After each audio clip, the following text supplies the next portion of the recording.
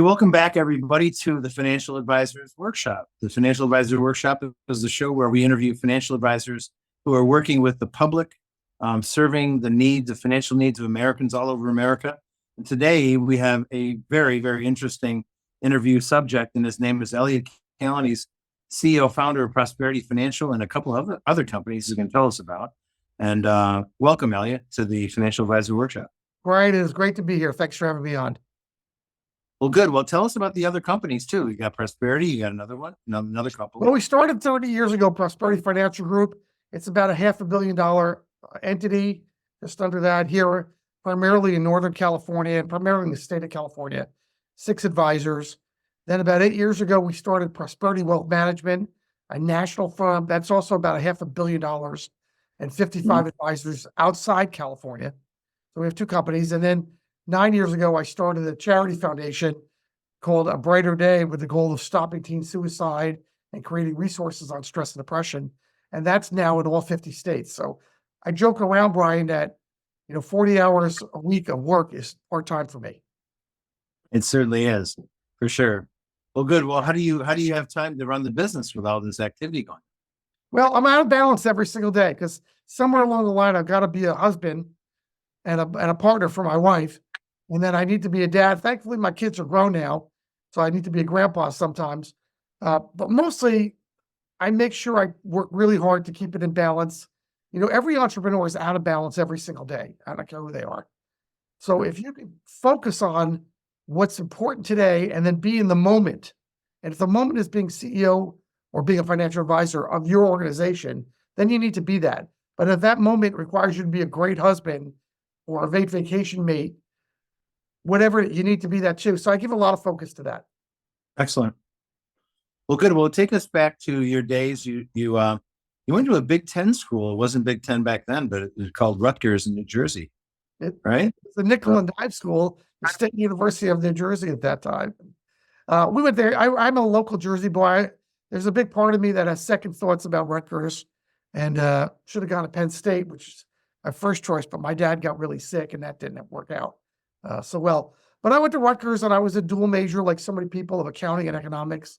Went the accounting route, so numbers route. I'm fairly good with math and did that. That wasn't for me. Started an industrial packaging business in 82, sold that in 87. That was my first company that I built and sold in 87 with 35 employees and 5 million in sales. And then started an environmental cleanup company and sold that in 1992 with a little over 100 employees on that one. We did smokestacks and filters and do water purification, air remediation. And then in 1993, came out to California with my wife, pregnant with my twins. And I was looking to get back into the financial numbers world. I had already met with Shearson in Florida and Merrill Lynch and Lincoln in New Jersey. And I didn't really like much of what I was hearing at all because I consider myself much more of a B2B guy or B2C guy, but definitely not a kitchen table salesperson. And that's what most companies wanted you to be. And Lincoln had a little bitty ad in there, and we spent 8 hours interviewing me for Lincoln Financial Distributors out here in California. And they made me an offer to help build the business division. And we did that till 99, and then we lifted out the business division, and then we began to build Prosperity Financial Group from that. So we were an RIA fiduciary firm before anybody heard of the letters RIA or the word fiduciary. We were than that. And we've been doing that ever since. It's a lot of fun. 40 to 50% of our clients are entrepreneurs. That's my inch deep marketing program. All walks from technical companies to brick and mortar companies to CPA firms. We get the entrepreneurial conversation. We get the EEOC issues. We get dealing with HR and dealing with lawsuits. We understand them because we've been there and we can speak their language. Interesting. Very interesting. So the other companies and Prosperity lead you to do a lot of speaking to charities. You do a lot of podcasts. You have your own podcast? We do. We have a podcast called Meet the Expert with Elliot Kallen. And it is now in the top 2, actually close to 1% of all financial podcasts in the world at this point. Nice. There are about 6 to 10,000 people are loyal listeners of every single episode. And that's a pretty cool thing. We interview both people who are experts in the financial business, but then experts as entrepreneurs, because that's our niche. And then I just came out with a book over my left shoulder last July 4th called Driven by Elliot, Kallen, and Adam Torres about entrepreneurship. And that is now an Amazon best-selling book. Wow. So you do motivation, leadership, charitable work. What don't you do, Elliot? My goodness. I've had to give up my ice hockey career, unfortunately, along the way. I try to hit the gym early in the morning, but I eat a little bit too many carbs and work out a little bit less than I would like. Yes. So you're on the East Bay and you're near Mount Diablo. Yeah, I can see it out the window, actually. Yeah, that's right. So that's a fertile ground with very, very wealthy people. But your business is not only there, it's partially all over the country. Yeah, if you think about it, at my core, I'm a Jersey boy, Brian. I still say coffee talk in the office, pass the bucket of water. And I'm still very New York. And I miss the East Coast. I go there 3 or 4 times a year. So I have many clients up and down the Eastern Seaboard. I like the cadence of work there from Florida. So many of my clients have moved to Florida now from the East Coast. So I go to Florida at least once a year just to meet with them. And then Texas. And a lot of clients that move to Texas too. Yeah. So that's just the migration of people from California, New York, Illinois, the big states. That seems like a natural thing. So you end up with clients there just because of that natural trend. I do. And thankfully, my wife and I love to travel. So I lived in Europe, in Geneva at one point. So I'm very Eurocentric, and we go to Europe almost every year. We're going to do Germany, Austria, and Crete in Greece in a few weeks from now. And we just came back from the Far East. So travel is a big part of our life. And matter of fact, I know you talk, Brian, to advisors constantly. One of the things that we do as part of our business, and I know I'm not the only advisor that does this, Brian, is we sit with our clients and we map out retirement, because we don't want watching 4 hours of TV to be part of your retirement plan. And that is the average senior time watching TV in this country is 4 hours a day. And we didn't want that. So we don't let our clients do that when possible. And so about 10 years ago, I sat down with my wife and I said, look, I advise clients all the time about what to do in retirement. Why don't you tell me what's important for you in retirement? And she said, well, I love our life. I love to travel with you. You love to cook and you love to learn how to cook. My mother was a Julia Child chef. So I've got cooking in my blood. We love to buy wine and drink wine. I've got 1,000 bottles of Cabernet in Zinfandel wine room. So we did that. So I said, and we play golf, but we don't love golf, even though we belong to a country club. If we didn't play it, we'd be okay. So we decided, and I'd recommend this, you do this exercise for every single retiree or future retiree. We decided that why wait to retirement to enjoy the things that we love to do? So we started to do them 10 years ago. Mm-hmm. So I spent a disproportionate amount of money, resources, and time on travel, entertainment, great wine, great food, and great cooking classes in Tuscany and France. And we'll do those in Germany as well this summer. Sounds like a riot. Well, great. So tell us about the other foundation that you built. That's the Brighter Day charity. Yeah, Brighter Day. So I want to tell you, Brian, this is one of those things that I wish I never had to start. But 9 years ago, my 19-year-old son at the University of Montana walked up to the highway, no drugs, no alcohol, and waited for a truck to come by and jumped in front of the truck and took his life. And we were looking for him frantically on a Friday because his phone was turned off, and no teenager turns off their phone. So we knew something was wrong. All our gut feelings were bad. And at 6:30 at night, Federal Express arrived with a 6-page suicide note. And in the first paragraph, there was lots of rambling, but in the first paragraph, he wrote, "Mom and Dad, I've been thinking about this for a long time. I never would have told you how I felt. I never would have asked for your help, and I never would have taken your help." And on the way back from Montana, Brian, I kept reading that paragraph all the way home because you're in shock. You're not in mourning. You're not in grief. You're in shock at that moment. And then you get into mourning and grief pretty quickly, but you're in absolute shock. And I read that and I turned to his mother and I said, look, we're going to be victims of this our entire lives, but we can do something about it. We can help other families out because I've always been involved with charity, like you do the Boy Scouts. I've done the Boys and Girls Clubs and cancer and things like that. We're going to be victims. Let's create a charity that may help stop this devastation and destruction from going to the lives of other families by creating resources, wherever this takes us, to deal with stress and depression for teens. And she couldn't do it, but I did. And I started the charity, and we're making a world of difference. So that charity, which is at abrighterday.info, creates resources from 24/7 teen crisis texting line in all 50 states to all 50 states Zoom counseling that's free for teens and their families, to monthly, what looks like an AA meeting, but for parents, that's free for parents to get free advice from each other and from a counselor, to resources on and a teen survival toolkit and a parent survival toolkit and so many more things. And it's all free all the time because we raise money separately. So that itself is amazing. And I've got half a dozen people who work just in that charity. Wow. So employees And contractors. Wow. Amazing. Amazing.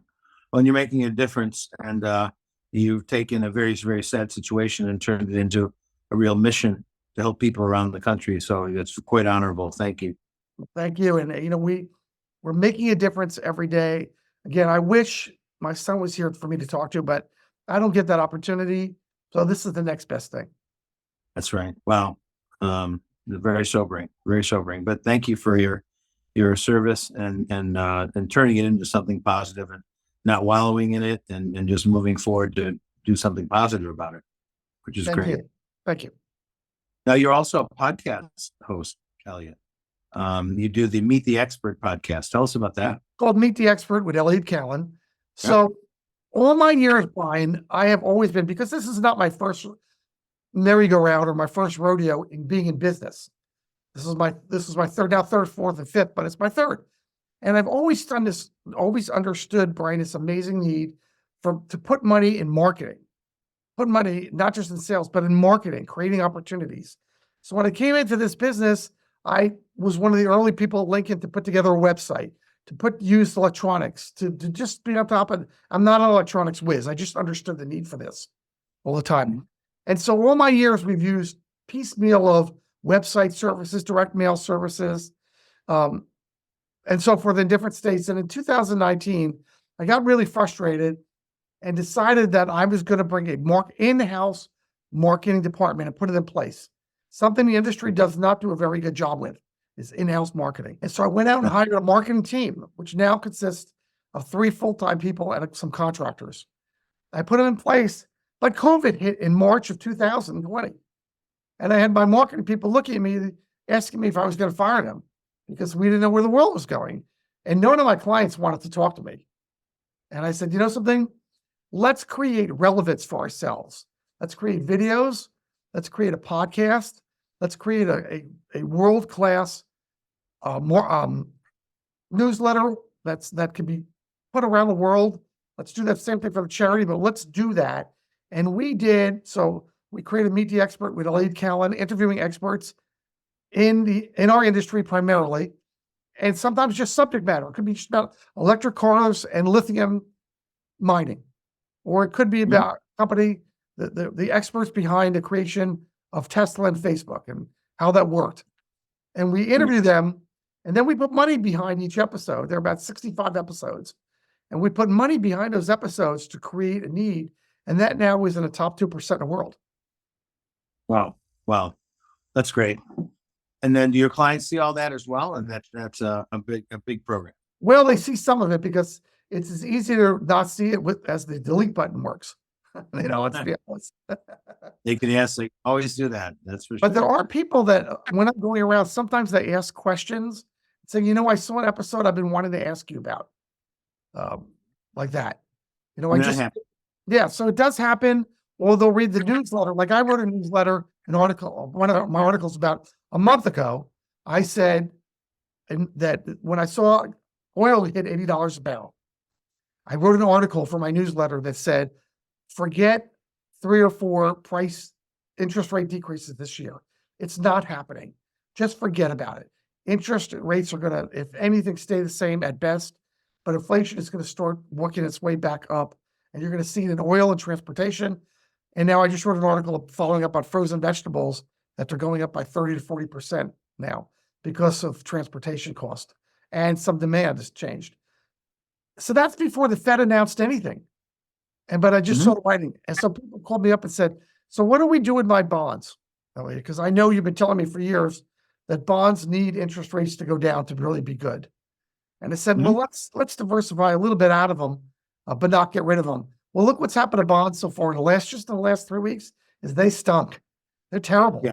They're down 2 and 3%, 3.5%.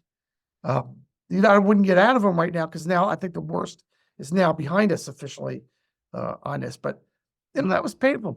Look, these are fixed income people that just lost 3%. For them, the end of the world is coming for some of them. They think, oh my God, my 100,000 is worth 97 or 96,000. I'll never get it back. Right. Yeah. So that's what we write about. Interesting. Yeah. The posture has really changed since the beginning of the year. And many are actually predicting the next move in interest rates might be up. That could happen. I don't think that's going to happen. I'm going to say that we're not going to get anything happening in interest rates because we're in an election year. And so to move interest rates up would almost guarantee that incumbents lose. You can't move them down because you're inviting inflation. The U.S. Treasury has about $750 billion of cash on hand that they can begin to pump into the financial environment that would help the incumbents. But I think we're kind of in wait and see, watch and wait attitude of, well, let's just see what happens in the economy now. Right. Interesting. Well, we'll see. Time will tell. Tell us a little bit about your client base and what your firm does differently to serve them. Well, it's funny you brought that up, Brian. When I started at Lincoln in 93, they said, here's the magic formula. We want you to be an inch deep and a mile wide in your marketing efforts. So we want you to have all plastic surgeons, all heart surgeons, all divorce attorneys. So it would be very, very narrow depth, but very wide within that depth. And I couldn't do that. I came to California knowing absolutely nobody. So I was cold calling the heck out of the market. And I wasn't just cold calling divorce attorneys or plastic surgeons. I was trying to reach people that would pick up the phone. So because I could speak the language of entrepreneurship, I targeted business owners of all types. So in many ways, our marketing, it used to be about 70% of our clients, but now it's about half. It's all entrepreneurs. It's people that either have started a business or sold a business or looking to start a business, or they're still in a business. And that's what I mean by entrepreneurs, because we can talk that language. And then from them came a lot of referrals. So there could be other people besides that. But at least half our clients have the word entrepreneurs after their name as either current or former jobs. Nice. Well, good. Well, so you do a lot of alternative investing with them as well? We like alternatives, but primarily liquid alternatives. I've never been somebody that's liked to lock up money for 7 years, which means I've never really done much into private real estate alternative with Apollo and Blackstone. That's never been my market, or Blue, whomever they are, Blue Diamond. It's never been my market. We do interval funds that are, so we got 3 months wait on alternatives. We do liquid alternatives. We think there's a great place for them. I'm not comfortable tying your money up for the next 7 years because experience has taught me that you may need that money and we might have to break a deal and break something that's a long-term holding at the very worst time possible. And I don't want to be holding that bag at all. And when I checked with the SEC and FINRA to see where all the lawsuits in my industry were, this industry, and most of them were based on surrender fees that the clients said they never were aware of happening. So what kind of alternatives do you do? Right now, zero in real estate, because we think there's an office building correction coming. For up until a year ago, we had a lot in real estate. We do merger arbitrage, where we think that's a good thing. We do business credit companies. That's a good thing. We do some blended things that First Trust puts out, VFlex, as an example on that one too. We do inventory control, where that's a good thing. So that's kind of falls under business credit, inventory financing, so forth. We do nothing in the mortgage market, but definitely in the commercial lending market. Nice. All those to me are considered bond replacements, or even up to a balanced fund replacement, but not a growth replacement. Understandable. Very good. Very good. How about oil and other types of programs? We've dabbled with oil at this moment, and we've done oil both upstream and downstream in different ways. At this moment, I'm not in oil. I'm not sure if oil is going to go to $60 a barrel or $120 a barrel. I'm not sure which one is happening on that. And so I don't want to make that bet on a best place to be on oil. I definitely would not do natural gas. That's a really bad way to clean the floor with natural gas investing. But oil, I think, has opportunities in there.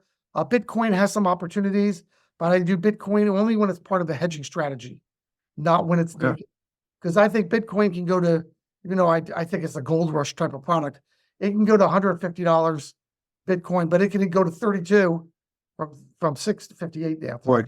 Before it goes to that. And I've had clients that held Bitcoin and they yelled at me when it was $60,000 of Bitcoin that we should be buying it. But they didn't say a word to me when it went below 30. No, they didn't. Sometimes people like things when it's higher than lower. Unfortunately, all investors and a lot of advisors always chase returns. We're really bad at that. I mean, Morningstar has taught us that you need to be in 4 and 5-star funds, and that is 100% rear view investing. But you can't, if I told you that we should get into gold 2 years ago, it was 2 stars, but it's the number 1 returning sector this year. So if I told my client, listen, I'm going to buck the trend and buy you a 2-star product of GLD or something like that, Van Eck or something like that, and you just cared about Morningstar, you would tell me, I don't know what I'm doing, or leave me. Yet you'd be the big winner this year if we had done that. Well, so besides making decisions like that, what are some of the other challenges that you see now for your clients in this environment? The hardest part, I think, for clients is expectations. You and I are in the world of behavioral finance. Lots of people can build a portfolio. I spend about 25, 30% of my time building portfolios, working on portfolios, reading economic reports. I actually like that stuff. I get maybe 100 reports a day. I read maybe a dozen of them. I go to conferences about every other month. I'll be next week twice back to back in LA for conferences with different economists, American funds and First Trust. And then I'll go many times to Nashville or Austin for more stuff, or New York. I get a lot out of those things. And I come back and I talk about our expectations. I mean, I had a woman yell at me because I said our growth portfolio has an expectation of 8 to 10%.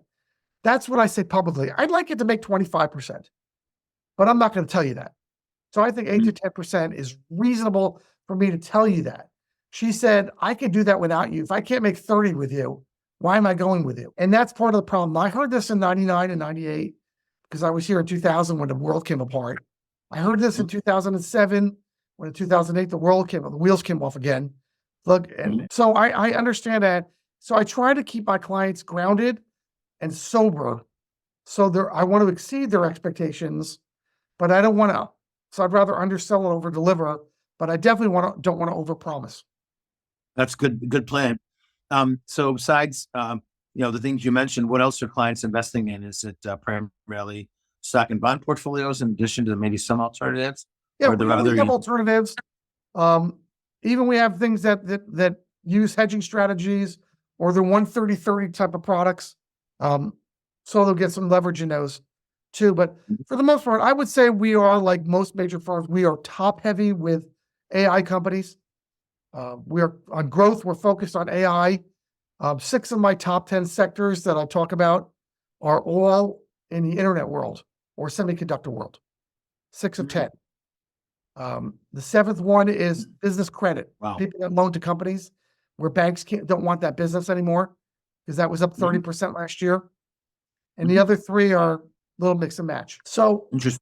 right now, large cap and tech are the winners. They just are. Some people are predicting small cap or mid cap are going to break out and do well. Mostly small cap does very well when you're coming out of a recession. We're not into that right now. So the large cap is leading the way. We're value light and growth heavy as a firm, but we're not eliminating all value opportunities. We think there's opportunity there too, with companies to pay. It's very interesting that Facebook, because it pays dividends, is now considered a value play. Apple is considered a value play. So it's kind of categorizing it too. Let's not kid each other. But we are very on top of that. So what do you think of the market here? Do you think we're going higher or lower? I think we're frothy, but I don't see, outside of more volatility coming, that Israel fires a bomb in Iran fires a bomb in Israel, lots of volatility there. I think right now we are on a pretty good train upwards with the tech sector still leading the way until we have the mildest part of contraction, and then you don't want to be in any tech for 90 days. Let it do its thing. Right. So right now we're still tech savvy. Okay, so we'll see what happens there. Yeah, it'll change. I mean, 99, like I had people yell at me in 2000, Elliot, when we talked about the old economy and the new economy, and they said, Elliot, you don't get it. The old economy is dead. It's all about the new economy. So you don't understand it. You just don't. Well, 6 or 7 of the top 10 companies in the year 2000 aren't in business anymore. They're gone. So Sun Microsystems and Norco and, Nortel, things like that, they're out of business. So we don't want to be that. Yeah. So clearly profits, and we're not going with any companies that don't have profits. Yes, profits they're the equalizer that comes everything down. Yep. Well, good. So switching gears again, you have raised millions of dollars for charities. And how does that help you? Does that help you in the business, or is that just simply something you want to do on your own? And does that help you build your bona fides as far as philanthropy with your clients? Yeah. Very funny, Brian. So when you're running a charity, you have to be like a politician, that you are always raising money. Your hand is always out. It's like running for office every 2 years. No matter what I say to you, I have to ask you for money. And of course, you can't do that with your clients, or you're not going to have any clients left. All of my clients, because losing a child to suicide is a life-changing event. And my clients know that this happened to me for the most part, even the ones that I just got recently, because my screensaver are my 3 kids, and I say, how old are kids? And I say, well, these 2 are 30, and this one, unfortunately, died at 19. And I'm like, oh my God, what happened? And so, but what it does by doing that, it made me an expert on philanthropy. That I could talk to my clients about their wishes, and now multiple ways to leave real estate to philanthropy. Charitable lead, a charitable remainder trust, and include their children, non-include their children. Understand where life insurance fits in as maybe getting your name on a hospital wing. How to do that with leverage dollars. There are advisors that hate life insurance and love life insurance. I'm neutral. It's a tool in a toolbox, but it puts your name on the side of a hospital. And so or annuities are the same way on a charitable annuity trust. All these are tools, and so I've become an expert at helping clients do good in their retirement, especially after they've sold their company and have a big chunk of cash. So what do you want to happen? Because everybody wants their children to get more money, unless their kids are so successful that none of them need it. And then the parents want to leave the world a better place. And I make no judgment on what that means. I don't care if you want to leave it to your church or Greenpeace or Wounded Warrior. It doesn't matter to me what the issue is, or my charity. The issue is we want to help you reach your goals, whatever they may be. So we have to articulate your goals, write your goals, and then put a plan together to execute your goals. Very fascinating. So you have a lot of different clients. Elliot, how did you find your biggest client? Currently your biggest client? The biggest client came in as a referral from a small client that you would think, They say that small clients never refer you big clients. They always refer parallel. People nobody refers above their own personal GNP, so to speak, gross personal products here. But he and I just became friends. And he said, listen, my boss needs some life insurance, and I know you do it. I want you to get the business. And we did that. Then he said, look, my boss really trusted you. He's got a bunch of money, 8 figures of money. You think you can manage it for him because he trusts you? And I'm putting my neck out. I said, yeah. And that just grew and grew and grew. And then suddenly the one client, I only had one client with 8 figures. Now I have a whole bunch of clients with 8 figures of money. And it really helped me understand the value of the 5-letter word trust and not to take that for granted. No, for sure. So that was a referral. What other marketing methods do you use, and which ones are kind of overhyped? Yeah, we do a lot of, there's nothing that beats referrals. I don't care who you are. They're my best resources. Everything, referrals. We do 3 or 4 dinners a year at a country club that allows our clients to bring in their referrals to meet us and hear 2 or 3 experts in our industry. So it's a non-threatening way to come in, have dinner. You don't like what you heard, you don't like what you saw, go home or make an appointment with us, and we don't put any pressure on you. So referrals come out of that the best. The second way is we are all over the internet. So we have a $60,000 budget with Comcast, and we are literally all over the internet talking about trust and financial advice. So that brings in a half a dozen to a dozen people a year because of the caliber of the commercials we do.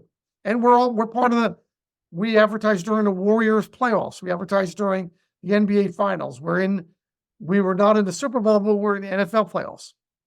Things like that. So we get a lot of viewership on a local level. Then on top of that, we've really, really put together a robust website, really robust, way in front of the market, that ties together with our Meet the Expert with Elliot Kallen and our newsletter, and that goes out to 3,500 to 5,000 people a month. And so there we invite our clients to forward them to family and friends because there's no advertising in it. So every now and then I'll get an ad and say, hey, my cousin Brian forwarded this to me. Do you do business in Kansas City? Because that's where I am. And that's how we get more clients. Well, so what do you look for as the future of prosperity? What do you see from the next 5 years? Well, that's a great question because we use AI a lot in what we do, but AI has the power to put us all out of business. And so I don't know where that's going to bring us. I think there's a really unknown future with the expansiveness of AI and the popularity of it, and the fact that the younger generation, 40 and below, believes that if it's not on your cell phone, it doesn't exist. Right. And so they don't really have great value for advice. So maybe I'm happy that I've got 5 to 10 years of my career left, and maybe I'm not happy about it. But I think there's going to be an upheaval in the industry with fewer and fewer advisors chasing fewer opportunities too. I mean, you just tell me you're just coming back from a conference. If you look around the conference, how many of those advisors have gray hair? A lot. A majority of them. So they're not getting younger people into business. So that's more opportunity for us. But at some point when you're 40 and you look at me with gray hair, I'm now too old for you. I've aged out in your mind because you're thinking you're going to be retired when I need my money the most. And we don't want that to happen. So how do you keep your firm relevant then? So you've got gray hair. Do you have other younger people that help take it to the next level? Yep. I'm the oldest. Make that. Yeah. So at some point, I'm not going to be here because I'll age out, but we're recruiting younger people all the time. We're having a conversation about where the firm's going over the next 5 years. There's a huge consolidation going on in our industry right now. And I get hit up by somebody probably twice a month, saying, would you be open to merging in? Would you be open to doing that? And so forth. And I've hesitated because I don't like what I'm hearing in multiples, and nothing's grabbed me. Nothing got me excited. But at some point, somebody's going to make an argument of why I need to be more excited. So what part of the business, the financial advisor business, are you most passionate about? And when did you discover this? Clients, 100% clients. I'm not passionate about building the portfolios. I like doing that. Or reading economic reports. I like doing that. Or writing newsletters. I love interviewing people. So Meet the Expert with Elliot Kallen. I can do that full time, but it doesn't make a penny for you. But what it was is meeting with clients and helping them reach their financial goals, maybe even creating financial goals. I do enjoy that. But at some point I'll age out and I'll end up being the face of the organization, but not the guy behind the scenes anymore. I know that's inevitable. Inevitable. Yeah. Interesting. I'm interested to learn about the tough times in the business. You've been at it a while. Were there times when you thought this whole thing was going to fall apart? And what did you do to solve it? More than once, Brian. In 2000 or 99, we left Lincoln Financial, my partner and I, to start Prosperity Financial Group. We already had started it, but just really get it off the ground. And here 2000 comes around and my wife and I are getting divorced. We're trying to get Prosperity Financial Group off the ground. Those by themselves are really difficult to do at the same time. My children were 7, 7, and 6. I did not want to put them in daycare. And I had the kids 5 out of 7 days. So I rushed home. I rushed to their school every day at about 3:15 to go get them and start the business. And the market tanked. The .com bubble hit. Oh boy. That was a really tough time because we didn't get paid, my partner and I, in the year 2000. And then in 2008, we had to make a decision that we're either going to cut back some of our staff and still take a paycheck, or we're going to make sure we're going to keep our staff. And, we go cut the pay down a little bit, but keep everybody employed as no hiring going on at all. And my partner and I did that, and we didn't take any money out in 2008. Those are really lean times, and you work on home equity and you work on credit cards, and you're looking in the mirror thinking, what am I doing? But it all came back. It all worked. Came back. Look, we just passed 2022. We had a 25% correction in the market. How many companies can live with a 25% decrease in revenue? Not many. Yeah, it's hard. Wow. Elliot, this has been a great discussion. You're a real inspiration to so many people. And you have a way about you that is really strong and powerful. And that's really exciting to see. We are nearing the end. And so, this platform is a big platform, just like when you do your shows. So initially about 300 people are going to see this over the next couple of weeks, maybe 1,000 over the next year. So consider this to be like a platform, and we're in an auditorium with 1,000 people and you're on stage, and I'm asking you, what would you like to tell those 1,000 people today as like your final message for today? I think that the two greatest words outside of trust, obviously, the two greatest words that advisors need to have for success is resiliency and tenacity. Those multi-syllabic words, because tenacity means they're both kind of the same. You never give up. So the old Rocky Balboa phrase of it's not how many times you get knocked down, it's how many times you get back up. Your nose is going to get bloodied. It is. You're an entrepreneur. That comes with the territory. But if you've got a dream, a vision, and you're willing to work hard to do it, and we can't make up for hard work. It's not a part-time opportunity. If you're willing to do this and put the time, the effort, be tenacious all the time to move forward, and understand that sometimes I got to turn my jaw to the left because it hurts, and sometimes to the right because it hurts, but I'm going to keep swinging. And sometimes if it's a baseball bat, I'm occasionally going to strike out, but I'm also going to get some singles, doubles. Every now and then I'm going to get the ball over the fence. Sorry for my metaphors there. But that's what I would tell young people or people at a conference with 1,000 people in our industry is put that bat in your hand and keep swinging. Get better at it every day, but don't stop swinging. You got it. So it's a fighting message, and you're a great inspiration. Elliot, thank you so much for being with us today in the Financial Advisors Workshop. You're a great example of what folks need to do to make it through the tough times and have a real positive story for clients, and make sure that clients trust you and love what you do. So thanks for being one of our best. Ryan, thanks so much for having me on. Appreciate that. Awesome. Okay, well, thanks everybody. Thanks for being with us today in the Financial Advisors Workshop. We are going to come back with another really great episode with another great guy, just like Elliot. That's all for now, everybody. We'll sign off and have a great night.